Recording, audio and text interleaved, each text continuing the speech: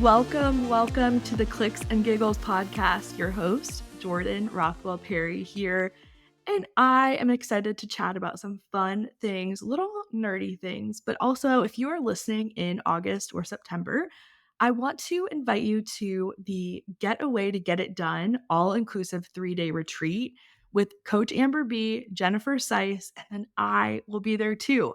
There will be private coaching sessions, collaborative group experiences designed for coaches, creatives, founders who want to increase their income and make a bigger impact. And they believe that your next step is crystal clear when you get away from the day to day. And I do not disagree with them. And I cannot wait to be there. You are going to work on some new things that you've been wanting to do that you've put off. And then anything that you have maybe started but not finished, all that good stuff. And then I am going to help you figure out how you are going to put that out into the world. And I cannot wait. So, shameless little plug for that. Click in the show notes to the link to learn more. Message me if you have any questions, message them, but just cannot wait for that. But without any further ado, let's talk about today's topic, your tech stack. Okay, what is a tech stack? What does this mean? My definition is going to be that it is the stack or list of technology that you use to make your business hum well and make you some money, honey. So let's talk about the tech stack. Number one, if you have not audited your expenses to see what you are spending on different technology, I would recommend that you do that. So take a little notepad out and write audit expenses for technology. Like I know right now as I'm sitting here that I am paying for Planoly and I am not using it. I love Planoly. I really like it.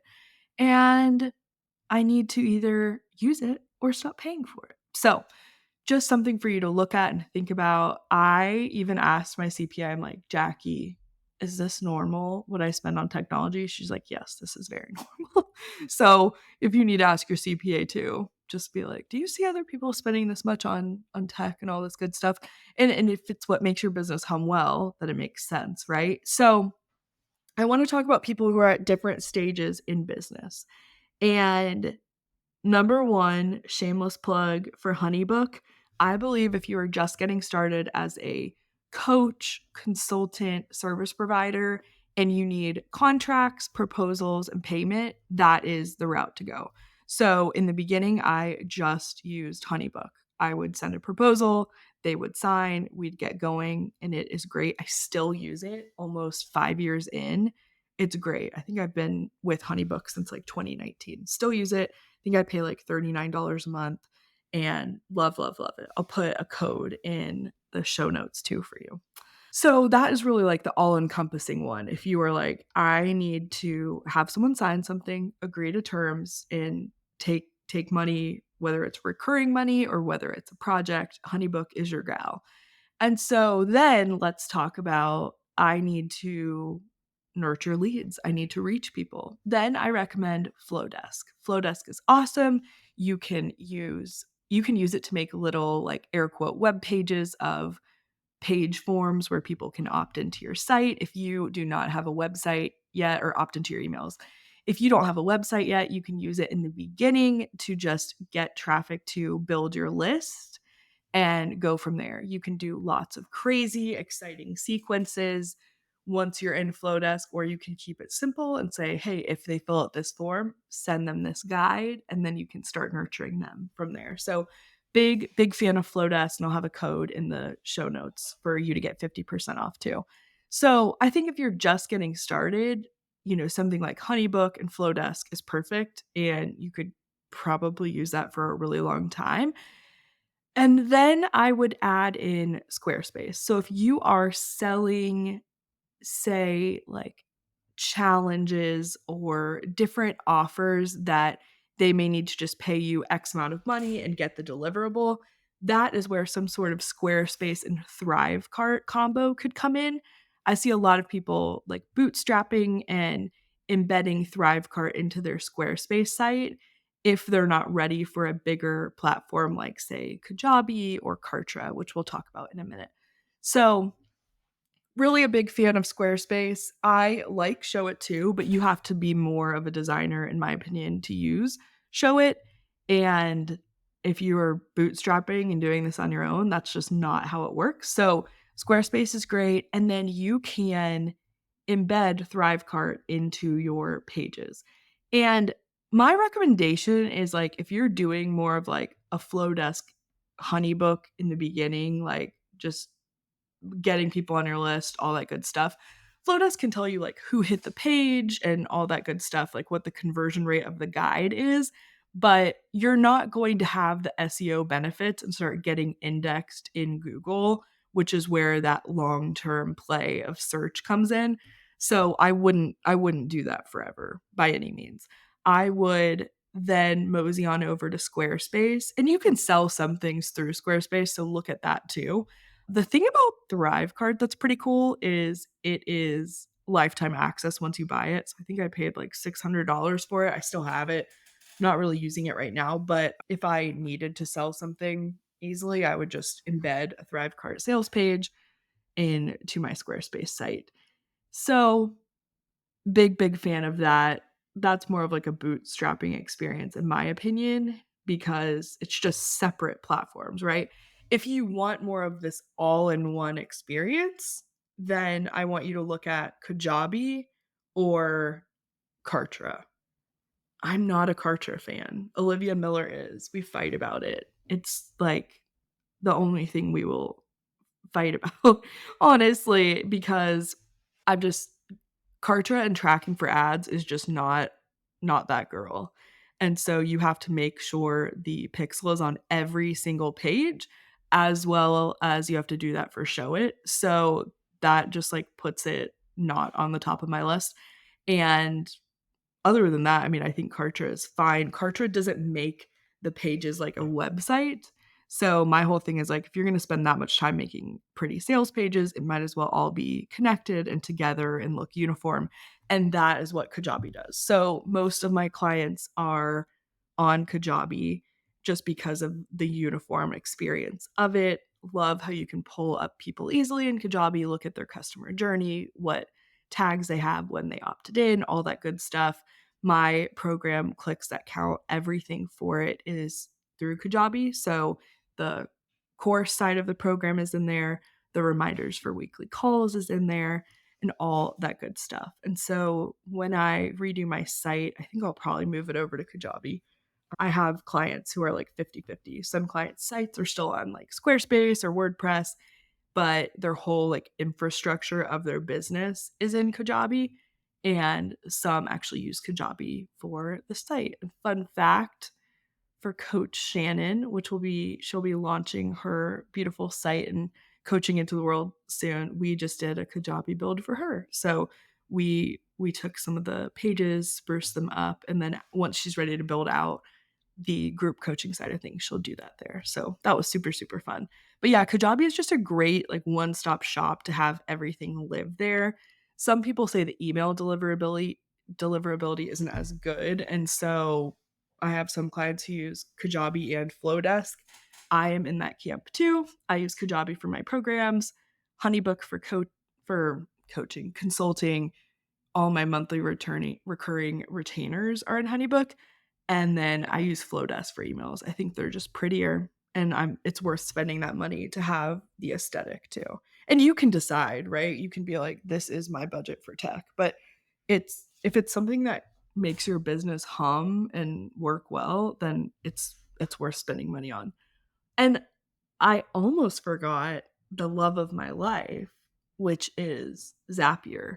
So, no matter what you're doing, I would recommend a Zapier account because it is going to make life easier and connect things that you didn't even think were possible to connect.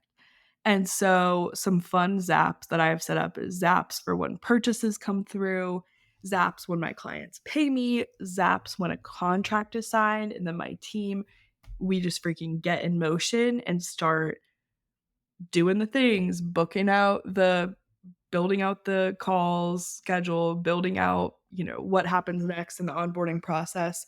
Zapier is amazing. You can literally do a lead ad in Facebook and Instagram, zap it to a CRM. You can just do all sorts of crazy zaps, and I'm a huge, huge fan. So let me know if you have Zapier, if you like it, what gets you stumped about it, but it's just so good. I don't even know how many zaps there are, but I know like it works with Kartra, Kajabi, Flowdesk. Like you can have a zap that's like if someone buys in Kajabi, zap them over to your Flowdesk list. Like there's just so many. And as I'm saying this, I'm like, I need to do an audit of like what else I need to do to automate my business even better. And that's the beauty of a tech stack. Like it's not just having a bunch of apps and systems because someone told you it's good. It literally needs to make your life easier or it is not worth doing or having. And so, yeah, I'm looking at HubSpot's blog of the best like Zapier integrations, like sending notifications to your team after important events. We have that happen. A way to follow up with leads, you can have it so that you can integrate Google Drive in there. So I have that where if a client is like looking at email copy we wrote for them or something with ad copy and they make a note, like we automatically get a Slack through Zapier, which is so cool. But there's just so many freaking things that you can do. And so don't sleep on Zapier, my friend. So yeah, the goal of this podcast really is to A, remind you to audit your tech stack. What what are you paying for that you might not need? And also identify like what do I need that I don't have yet? And so some people in the beginning of like coaching or their business, they'll do like DocuSign and PayPal. So that's great. If that's what you want to do, like 10 out of 10, I love that for you. But if you need more of a like a centralized location for the information you have and your contracts and for it to all live in a space, like Honeybook's my recommendation. And then as you're growing, I recommend looking at Kajabi and as you grow even bigger, look into custom builds and what that would look like. I will say like when something builds something custom for you are going to have them keep up with it. So just remember that as far as like the upkeep cost goes. But really the tech stack I'm recommending if you are trying to grow, wanting to start tracking data, how many people are hitting your page, how many are converting, is please at least have landing pages that have capability for you to track things. So I would recommend the Squarespace site landing and thank you page and then growing it from there. Add, a link in bio page, add a blog, things over time and make it prettier, but please know like what traffic's hitting my site, have the pixel on there so we can get back in front of them in the next 180 days, all that good stuff. So I would say if I had to pick right now the best tech stack for someone who's getting started, who's growing their business, who wants to do ads one day, I would say Flowdesk, Squarespace, either sell through Squarespace or do a Thrivecart embedded page.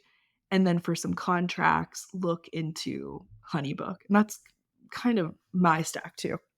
But and then from there, let's look at Kajabi or Kartra or something. You can also look into ClickFunnels. I don't think it's very attractive. If it works, then great. It doesn't really matter if it's as attractive. But I think you can still see tremendous, tremendous success using something like an all-in-one like Kajabi itself. So that is today's spiel. And one day I'll go more into like the CRM side of things, talking about tech. But I am Team Asana. I know a lot of people who are Team ClickUp, but my Asana is built out so well and is so organized. The team hums in it.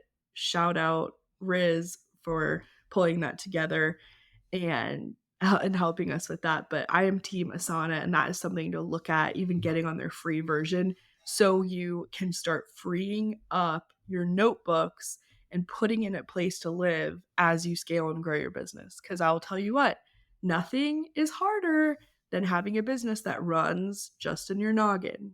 And not that I'm speaking from experience on this. Your noggin and notepads, find a way to pull it into a place that other people can start to help you with. And if you're in the beginning bootstrap and you're, boots on the ground, head down working on it, I totally understand. And you may not need it yet. And you can never be too ready and get ahead on it. So check out Asana too. But let me know as you're digging into your tech stack if you found anything you're not using that you can eliminate. Hello, saving money. And two, if there's anything I talked about that you try and you're like, oh, this helps so much. I cannot wait to hear. So work on your tech stack, and I cannot wait to be back soon with another episode and just help you as you're growing your business.